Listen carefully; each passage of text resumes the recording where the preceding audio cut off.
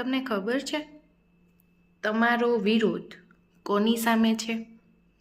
તમારાથી 25, 30, 40 વર્ષ નાની પેઢી સાથે.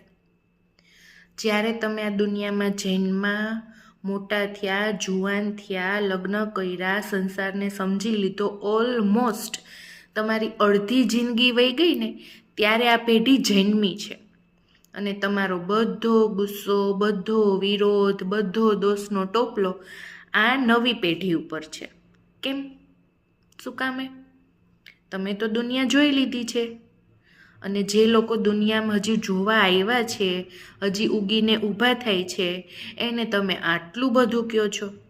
એ નાની પેઢી બિચારી ઘરમાં અડધા શોખ એટલે મારે છે કે તમને ગમતું નથી.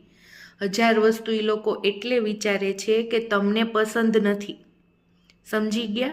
અને તમે એનાથી જે 25, 30, 35, 40 વર્ષ મોટા છો, એ ખાલી મોટા છો એટલે માન સન્માનના અધિકાર છે એવું સમજીને બેઠા છો. રહેવા દેજો બાપા, હજી સમય છે.